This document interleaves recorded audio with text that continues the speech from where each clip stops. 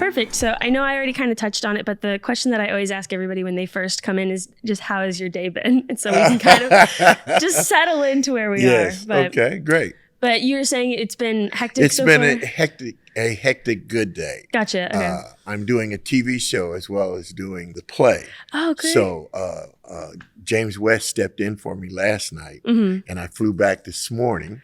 So I would be here in time for our conversation, and then I have a performance tonight. And there's just so many good things happening. I tell people all the time, I'm a blessed man. I mean, I can't imagine being at this age, at this stage in my life and in my career, still being able to work a TV show one day, come back and be on stage at a beautiful theater in the evening. What could be better than that? Yeah. How can you not enjoy that? How can you not love that? So I'm very blessed. There's no complaints. It's just hectic is good. Yeah, of course. Yes. I get that. I've actually been working for AD Players for about a year now as the marketing associate. I went to Houston Christian University and I graduated last year and then immediately started working here. Nice. But my major is in cinematic arts. So I was trained in cinema and film and television. Okay. And so when I heard your background or when you sent in your bio and I was looking at everything you've done, it's so cool. Can you tell me what TV show you're currently working on, or is it? No, it's no secret. It's a show called The Family Business. Okay. This is the spinoff called The Family Business New Orleans. Okay. The show has been on for 5 seasons. Family Business has been on for 5 seasons. This is the first season of the spinoff. And it's a gangster show. And it's on Netflix. It started on BET, but now it's been picked up by Netflix. And the basic premise is it's a gangster show.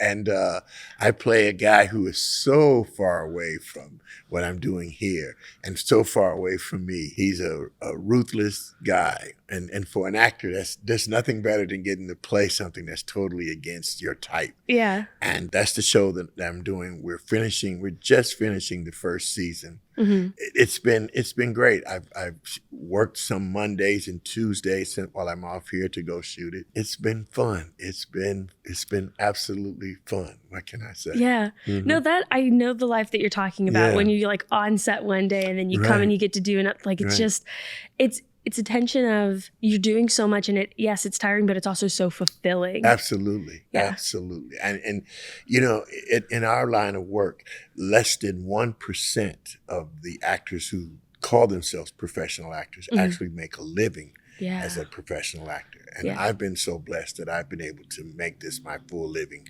for almost 40 years. I mean, I'm not making Entertainment Tonight dollars or anything like that, but I'm certainly, as you can see, I'm certainly able to eat. Yeah. So, with that, and I started here in Houston. Yeah. So growing out of that just makes it even more sweeter. I just finished the show at the Ensemble before I went to work here. Yeah. And it's all just a bunch of full circles, and how blessed am I to be able to say that. Yeah. I can't wait to get on the stage tonight. Yeah. Oh, my family, we're coming this Sunday to come see it. Great. And so I'm more of a film person, but I come from a family of STEM people. So my dad was a lawyer, my mom's a nurse.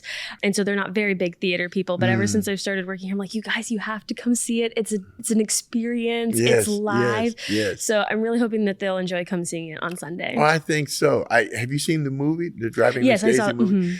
And I think the movie is good. I mean, Jessica Tandy won an Oscar. I mean, she's great. But there's nothing like the in my mind, the experience of watching live people, 3-dimensional live people doing their work, perfecting the craft. In film, as you know, you can do takes and you can do things that'll sweeten it, that'll change it, that'll make it look visually and make the sound really beautiful and all of those things. On stage, it's like you're walking a tightrope. Yeah. Anything can happen at any time. Yeah. And you don't get a second take. You don't get to say, hey, excuse me. Can I do that? Yeah. Right. Exactly. You have to keep it going. Yeah. And there's nothing more frightening than to look at your fellow actor and you see that look on their face of, I don't know what my next line is. Mm-hmm. What am I going to say? And right away you get to thinking, okay, what am I going to say in order to cover it? Yeah. But that's the beauty of it. You come off stage afterward and you laugh about it, and it's a story to be told to other people afterward. But that's the joy of what we get to do, and we're so. And I'm repeating myself by saying blessed, blessed. But I'm so blessed to be able to do this. It is. So it's just great. No, it's genuinely, it's a gift. I mean, I'm just coming into the industry and to see the struggle in all of my friends who are performers, because I'm more of a behind the scenes person. Right. But it's a gamble every time. Every time. Yeah. Every time. And I think that's what makes it exciting. I always say, if I'm not nervous before a show, then I need to quit. Yeah. Because you should be like an athlete. You should always be on edge and ready to perform and always give it my best. If you don't mind me telling the story. Please. I did a show, this is when I first started acting. Yeah. It was a show called Medal of Honor Rag by Tom Cole. And it's the story of a man who wiped out a platoon. This is during the Vietnam War, after the Viet Cong had wiped out his platoon. And the guilt he felt after wiping out this platoon labored on him so hard. And the play is about his one meeting with the Army psychiatrist.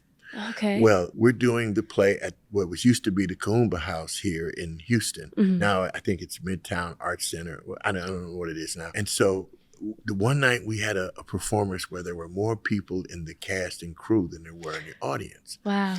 And I was working with a veteran actor. This is one of my first time being on a stage. He was a veteran actor, and it was a Thursday night. And he said, well, come on, let's just do it. Let's just do it and, get it over. There's nobody out there. Let's just get it over with. Well, we did the show. It wasn't terrible, but it wasn't great. After the show was over, I could see in the audience there was a couple sitting as close as I'm sitting to you, so I could see them in the audience. And after the show was over, we were backstage changing our clothes in what was laughingly called a dressing room. And there was a knock on the door. And when I opened the door, it was this couple. They were crying. Yeah. And come to find out, their son had experienced a similar incident in Vietnam. My character at the end of the play commits suicide by going into a liquor store unarmed and attempting to rob it, knowing that the proprietor had a gun. So the proprietor kills him. And their son went through a similar situation.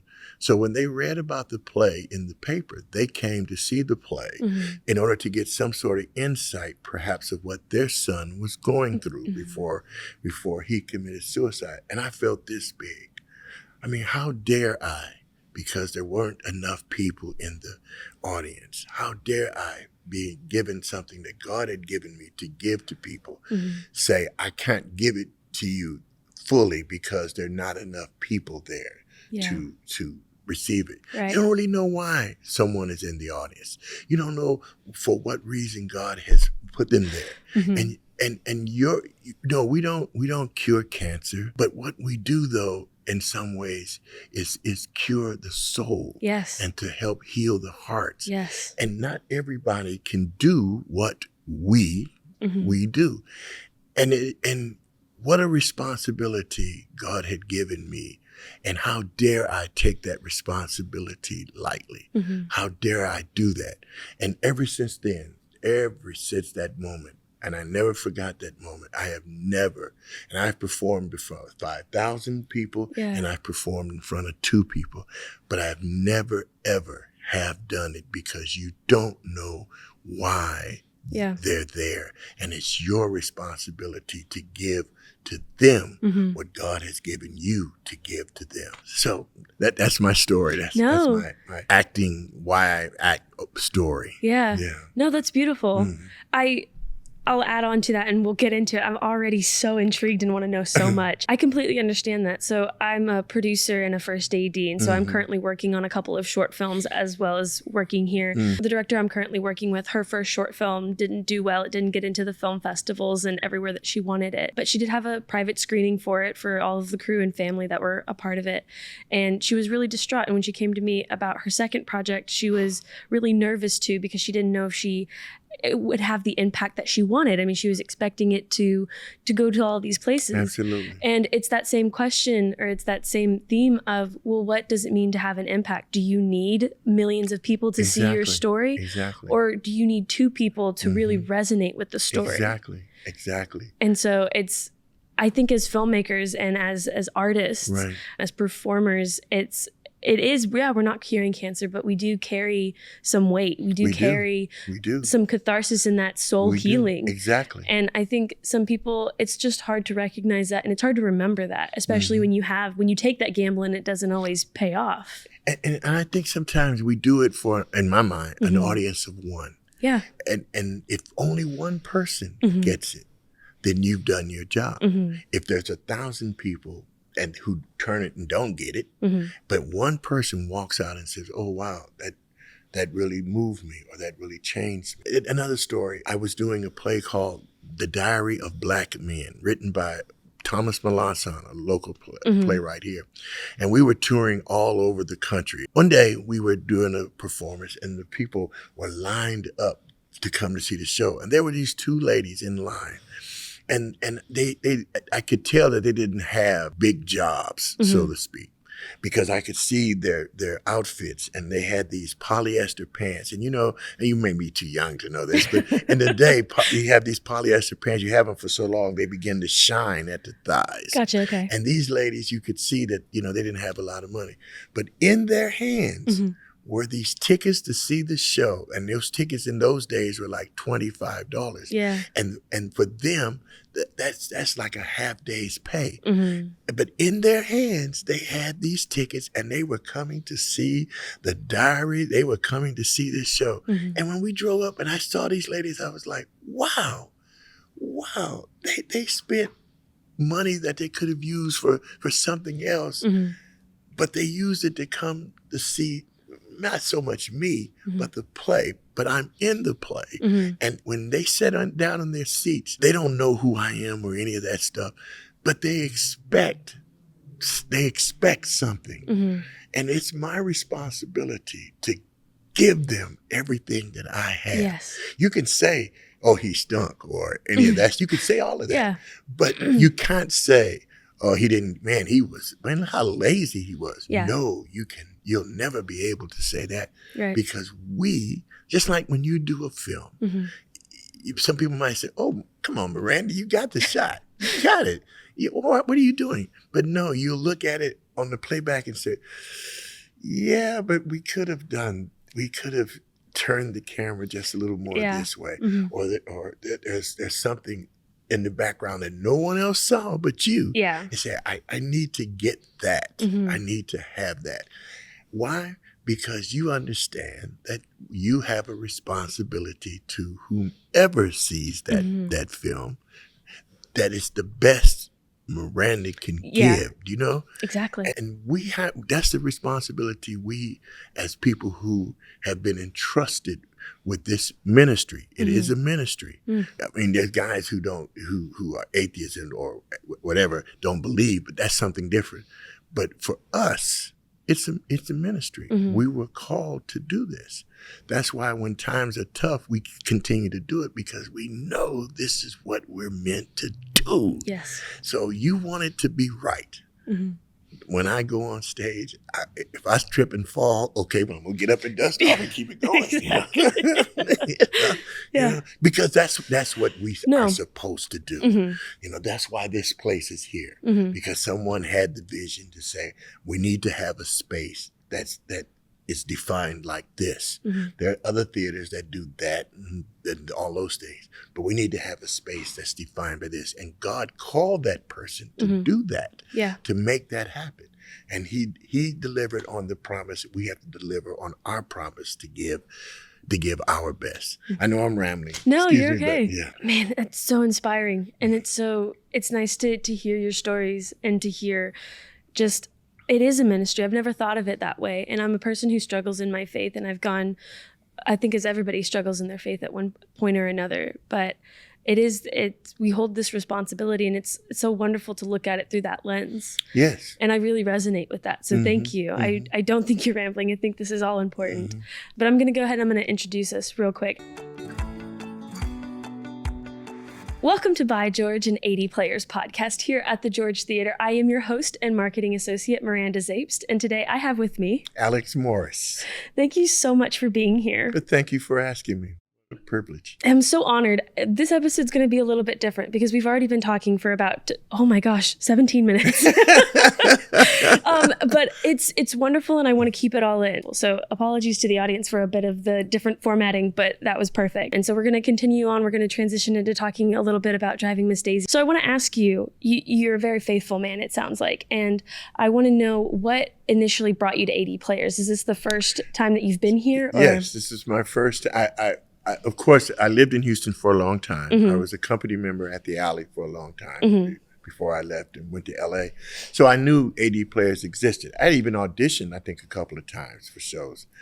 Alice Gatling, who's the director of this show, her and I she's my sister from another mother. Yeah. And she said when they asked her to direct this play, she said, yes, I'll do it if Alex will do it. And she called me and asked me, and this is a play I've always wanted to do, but never had the opportunity to do. Yeah. So when she called and asked me, right away, I couldn't wait.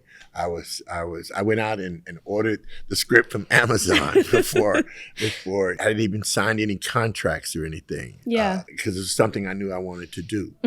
I got to tell you, it has been.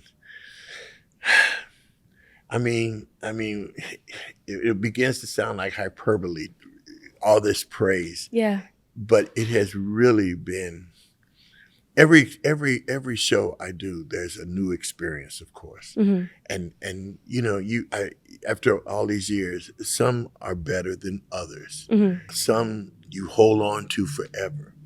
This is one of those experiences that I will hold on to forever. The two people that I share the show with, Chip and Patty, are the most extraordinarily different people I've ever had the privilege of working with. Yeah. And they have taught me so much.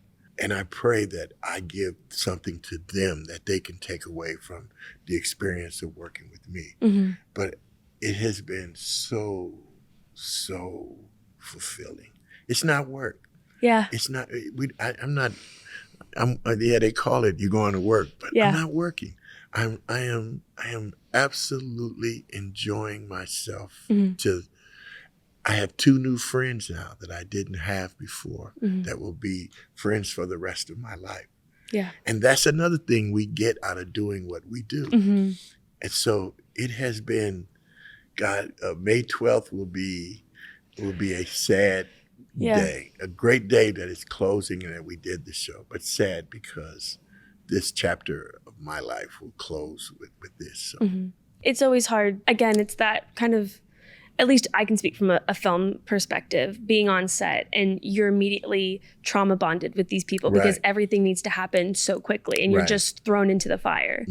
But at the same time, you're going through all that. But once it's over and you look back, you're like, but that was so much fun. And I've made so many new friends, people that I want to work with in the future. Exactly. And it is bittersweet when it's over. It is. So much of what we do is God's little gifts. And sometimes we're so blind to it that we don't see the gifts and we don't take the time to open them. We say, oh, and once it's over, we see all the gifts pile up. We say, oh, I didn't realize that. Oh, I didn't know that. Exactly. So at this point in my life, I try to enjoy every moment because, you don't know when you will have this again. Right. And, my mother used to always say, be of good report. In other words, whenever someone asks you how something is going, don't always go to, oh, God, let me tell you, oh, God, it's so terrible, everything is. No, be of good report. Find the joy in what you do. I mean, listen, you know, we there's a whole lot of things we could be doing besides sitting here in a cool, comfortable theater having a nice conversation with each other. Yes. So we have to appreciate those moments. And so I do every night when I see Chip's happy face and Patty's little face, I'm like, yeah. This is it. This is why we're doing it. Right, yes. Right, exactly. So you said that Driving Miss Daisy, it's always been a show that you wanted to perform in. How do you get ready to play that character? Has this been something that you've been kind of every time you've watched it preparing on your own, or is it just since you were given the role that you've really? Well, I've seen it on stage. I've had friends who performed it, and of course, I've seen the movie. And you know, every actor thinks, "Yeah, that's good, but I could do it better." Of course. You just wait till I get to do it. Yeah. So when I first got the opportunity to do it, the first thing I wanted to do was just begin to read it. Gotcha. And I carried the script with me everywhere I went. You know, if I'm on a plane or if I'm riding in the car or if I'm, you know, I just read it. And because I didn't know who I was going to be working with, which is kind of neat because you don't know what those personalities are going to be until you meet them. And so you wanted to be as prepared yourself so that they're not waiting on you. Of course. You know, you want to be at least ahead of the game. Yeah. So I, you know, my wife always says, "Oh God, you drive me crazy with these plays." Because, you know, I get up through the night. Yeah. And she said, "What are you doing?" "Oh, I'm just reading. I'm just studying this." "When you gonna come to bed?" Yeah. Okay, I'm coming. Or when I say, "Baby, ready to hold script for me?" "Oh my God, we're starting this again." Not again. Yeah. But you know, listen, that's the job you signed up for. I was going to say, exactly. She knew what she was getting exactly.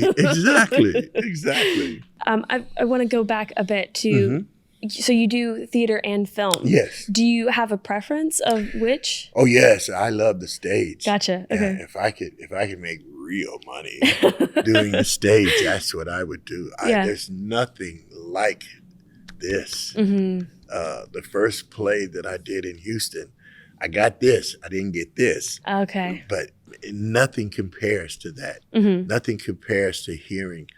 You'll say a line and you hear somebody go, or you hear somebody, well, you know, you can't get that when you're doing film. I mean, the crew or something will applaud and say, "Oh, that was great. That was a great take." You know that. Yeah. But there's nothing compared to that live reaction. That thing. And in LA, so many times when you're doing TV and film, you know what the hierarchy is. You know who the star, who's number one on the call sheet. And you know that if you're number 30 or number 15, where you at. So that's a different thing. And sometimes they don't even need the other actor for you to play off. I've worked with people, so-called name people, who weren't even there, and I'm acting alone. Right. So, but in theater, you can't get away with that. Right. You have to build that relationship, and you have to figure out, even if the person is uncomfortable with you, you have to figure out how you can find your way into them so that they'll feel comfortable to come back to you. Yeah. If that makes sense. It does. Yes. So no, I do the stage. It's my jam, as they say. Okay. Yeah. I'm just confirming because I have a lot, again, film and theater friends, and all of my theater friends are hardcore theater people. And so it's like, okay, I am confirming, I'm taking a poll. Gotcha. But you speak about this hierarchy in film, and I want to know kind of what your experience has been like at the George and with Alice Gatling, the director of Driving Miss Daisy. I went to the very first rehearsal to get photos for marketing, and she appeared very just collaborative and wanted to hear everyone's stories, hear the actors' stories, and hear about their friendships. Yes. And so I want to know kind of what that process has been like for you as the actor. Yes. Interesting you say that, because I don't know if you've seen the reviews yet. Almost the first line of the Houston Press Review was, the play is about friendship. And as you saw on the first day, that was really the theme of our rehearsal, was building relationships. This is, I think, my third time maybe working with Alice as a director, and she's younger than me. So, but I have such total faith in her because of her faith. Not her faith in me, but her faith in God, and to be able to do the work that he has put into her to give to me. So building the friendships is what we centered on. That was our foundation, was to figure out a way to build these relationships. And to be honest with you, Miranda, it came really easy. From day one, as you could see, these are three people who did not know each other from Adam's, you know, but yet that's why it's essential to have leadership that is spiritually centered, because when you start from that point, all of it kind of works together. What's the Bible say? Here we go, Alex quoting Bible. All things work together for good for them that love God. And Alice came in with that idea, with that mantra. And so it was easy for us to find our way to each other through that filter. First of all, we start every rehearsal and every performance with prayer. I've worked many shows. Some shows do it, some shows don't. But we did from day one. We started with prayer. And man, once you build on that foundation, that's the solid rock. It's not sinking sand. Right. It's the solid rock. And once you build on that solid rock, everything else just kind of falls into place. And when you know that, on those days when you don't feel it, it seems like God will give you a little kick in the back and say, you know, push you forward. Yeah. I've always left rehearsal more excited than when I came. Yeah. I never left rehearsal like, oh, thank God, this is over with. Yeah. I always felt like, oh, I can't wait till tomorrow because now I want to try it. Now I know something else I want to try. Yes. So that was it. And I think that comes from Alice too, because she's our direct conduit. But it comes from the top, the leadership at the top. And I know Kevin, kind of know him. I know of him, but this is the first time I've had the privilege of working for him. So when you see him, you can kind of understand how it kind of all trickles down. And so that is reflected in Chip and Patty, who have worked here many years. And you could tell that that's something that has been nurtured in them, because that's the vibe they gave me. And it made it easy for me to find their center and their soul, because they were so open to allowing me to let that happen. And that comes from leadership, man. Yeah. Just that simple. And I know I'm sounding repetitive, but it's so good. Of course. Because it's so good. Yes. That's it. You know, that's how it is. It's and I'm too old now to worry about what's going to happen here. No. It's at this point I just want to. I enjoyed this conversation with you. I didn't know you from I know. Right. We're but literally, yet we see each other, which I think is what's important about our play, is that these are two people that relate on a human level. Right. They put all the crap of race and she's Jewish and he's Baptist or whatever.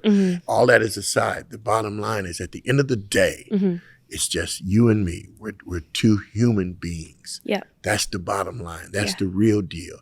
And once we get past all the conditioning that the world puts on us and just relate to each other as humans, we find out, wow, I really like her. I really like him. Yeah. And that's really what the play is about. Right. It really is. And these two people, set in their ways, managed to find each other in that way. Isn't that a beautiful thing? It is.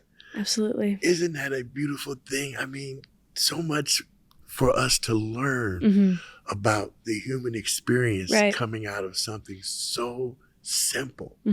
There's no gun violence. There's no death in this play. Right. But the bottom line at the end of the play, what you see are two human beings who are dependent upon each other Mm-hmm.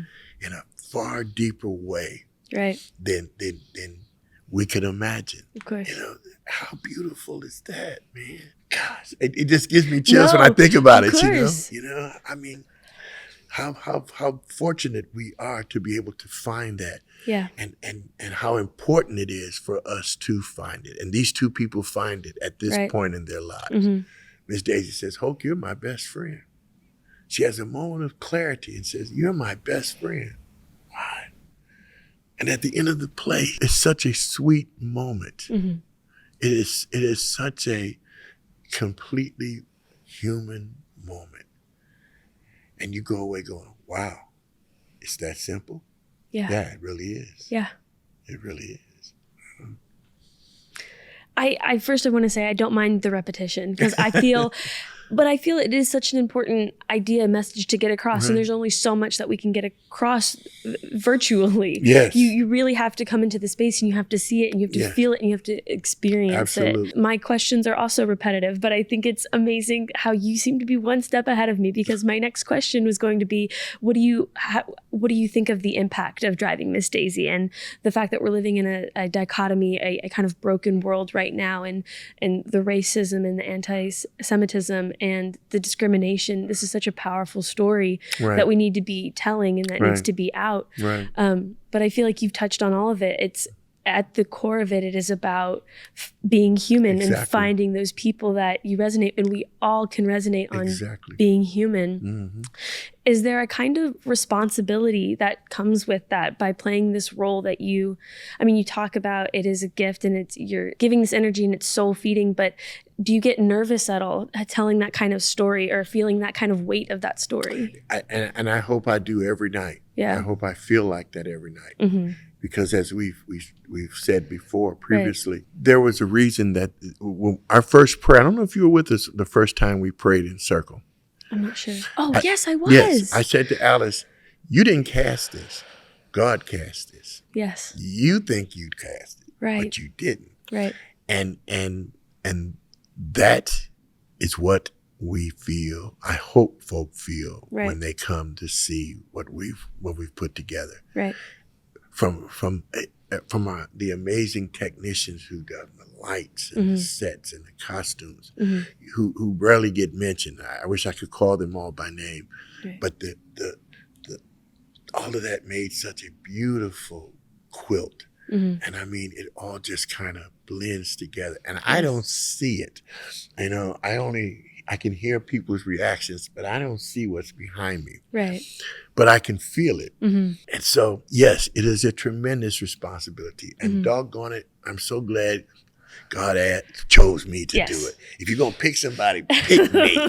Here I am, Lord. Yes. Pick me. Yes. And I'm so glad that He picked me for this time. We're in 2024 and we're doing Driving Miss Daisy in a time when our country and our society is so divided. Mm-hmm. And here's this simple little play that says, put all that crap aside, man. None of that means at the end of the day, nothing. Right. It's all about the human experience. That's it. That's the simple. It's so simple. It's hard, yeah. Exactly. And you just said it. It's hard in its simplicity. It's so simple. Because the big pictures sometimes are the hardest pictures to grasp. Exactly. And that's our responsibility, Miranda. That's what we have to do. Our responsibility is to be honest to our art, to be honest in the way we present our art. You don't have to, and like you said, you talked about your friend who the film didn't make it. It's okay. It's okay. It's okay. You did it it came from there. You know, and again, and if one person got it, that's all we need. That's it. That's all. That's exactly. All. That's it. That's the bottom line. You've touched one life. You've touched somebody in a way that, Wow. We got to do that. Yeah. We had the privilege of doing that. Whoa. Huh? You chose me? Huh? Out of the billions of people you did it with me? Man, I can't. It is the joy of my life to be able to get to do what we get to do and to do it on this level. I mean, this ain't, No, we're very fortunate. Right, we are, right. Mm-hmm. This ain't summer stock, baby. Right. This is, this is major league. And when we come up to hit, we got to be ready to hit because, they're throwing it right there. People have paid their good money to sit down. When they come into this theater, a beautiful theater like that, they want to see good stuff. Right. They don't want to see half butt stuff. They want to see it. So, no, I'm glad to be nervous. If I don't get nervous, then fire me because I have to be ready to go. I love that philosophy.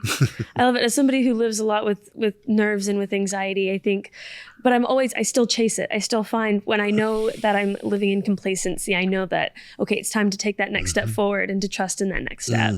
It's and trust in, and it's nice when you're a person of faith, you can afford to trust yourself because you got a backup. Right.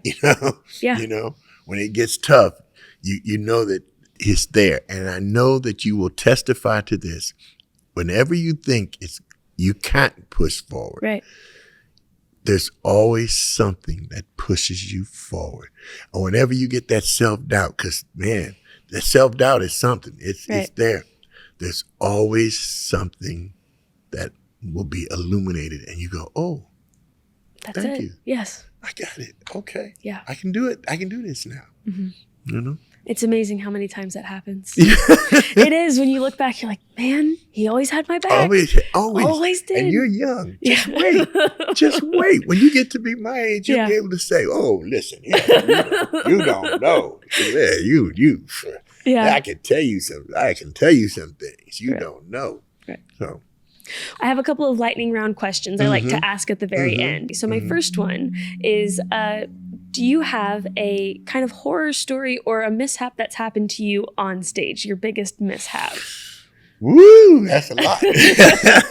That's a lot. Ooh, my God. One that keeps you up at night that you think. Oh God. There's been so many times. And I was doing 7 Guitars by August Wilson. And we were doing it in Seattle. August Wilson was still living then, and at the time he was living in Seattle. And they had just done the play on Broadway with Keith David. Okay. And I was playing the role that Keith David played. And we would rehearse every day. And in the rehearsal hall every day was August Wilson. Every day. Wow. And I'm doing it. And I'm working it, and I'm trying so hard to get because if you know his plays, they're wordy and complicated. And I'm trying my best to learn this stuff. And he comes to me one day and says, I didn't write that. I said, yeah. He says, if you're going to do it the way I wrote it. Oh. So every night I'd go home and try to learn it word perfect. Right. And I'm sitting, and he would, as close as I am to you, and I could see him because we were in rehearsal hall. And I'm trying to say every word just right. And I can't tell you, to this day, I tell that story to people. You don't know how nerve-wracking it is to have the not just a playwright, but the playwright in my mind, in my career, to be there every day, to have him say, you ain't saying all the words. No. So that taught me a lesson. Oh, I wasn't there, and I'm nervous, and I feel. Honey, that's one of my horror stories. Oh my God! Thank you for sharing. Yes, it's very cathartic. No, to let it go. I love hearing everyone's stories because because we all experience them. Nobody's perfect. Exactly. So we are doing Driving Miss Daisy. It is a story based in friendship and coming together. I want to know, do you have a story about one of your best friends, or maybe a friendship that came about that was unlikely friendship? Oh my gosh. Again, well, my best friend is my brother. He's my only sibling. Right. He's coming to see the show this weekend. Amazing. He lives in Arizona. He's flying all the way from Arizona to see the show. He's my best friend. My wife is I can't describe what she is. She is my roadie. She is we fight 1 minute, Yeah. but we love the next minute. Of course. And then I am blessed to have a world of people that I can call my friends. Yeah. The man that stepped in for me last night is my friend. Mm-hmm. I have friends all over the planet, Mm-hmm. and the world is my friend, I Right. guess. You know what I mean? No, of course. I You love know? that. Yeah. I am so, I keep saying it, I am so blessed. Blessed. People see me and they say, "How you doing, Alex?" I'm outstanding. I'm outstanding because Mm-hmm. yes, I can't believe this is my life. Yeah. We have passed each other in the halls and have said, "Oh, how are you?" And every time it's outstanding and it's blessed and you're just so happy to be here. Oh my gosh. You have no idea. That's amazing. Okay, my final question to kind of reiterate, why should people come see Driving Miss Daisy? Because I think it's the play that we need. I think this is a show that, for whatever reason, God chose it to be in this season, at this point in 2024, in an election year, when so much of our country is divided by politics, by race, by economics, all those things. Here, in the midst of all of that chaos, is a simple story about human beings, about three human beings, brought together for no reason except that they are human beings and that they needed each other. And that, to me, is so life affirming. And I think that right now is the perfect time to see a play like this. I saw a guy in one audience the other day, and again, I don't know any of these people. They don't know me. And you judge sometimes people by what you think they are. But at the end of the play, he was the first one on his feet, and he had a white hat. And they were sitting in the seat next to him, and he took his hat and he did this to me. And I looked at him and I did like this to him. Yeah. And he looked back at me and did this to me. That's it. Yeah. That's it. We didn't know each other. Right. But for that moment, that human experience caught him and it caught me for that moment. And that's why this play is important right now. That's why. We always wonder why God does the things that he does at this particular time. That's why. And if only this man walked away feeling good about that experience, then doggone it, man, it's worth it.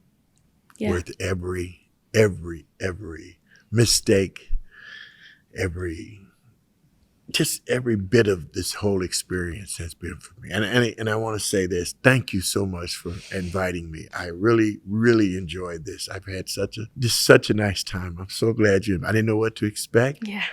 It far exceeded any expectations that I had. So thank you. So you and I are friends for life now. You know that? You're going to make me cry because I was going to say that. I was like, I hope I can. We're friends for life now. So when next time you see me or you see me somewhere, if you don't walk up and say, "Hey, Alex, how you doing?" Yeah. Outstanding. And if we don't do that, then I'm going to be mad at you. So. Okay. I'll remember. Man, this is absolutely wonderful. Thank you so much for agreeing. And I'm glad that it lived up to expectation or exceeded expectations. I hope it did for you too. It did. This was such a wonderful conversation. But thank you all for listening to this episode of By George. Please come see Driving Miss Daisy. It's showing April 17th through May 12th. Our final date is going to be on Mother's Day. Sons, bring out your moms. Moms, bring out your sons. So thank you guys so much for listening, and we'll see you guys next time. Bye. This has been By George, an 80 Players at the George Theater podcast, hosted and produced by Miranda Zapes. Listen anywhere you listen to podcasts and follow us on Instagram at By George Theater. That's THEATRE. Sure to like, share, and subscribe. And By George, we'll see y'all next time.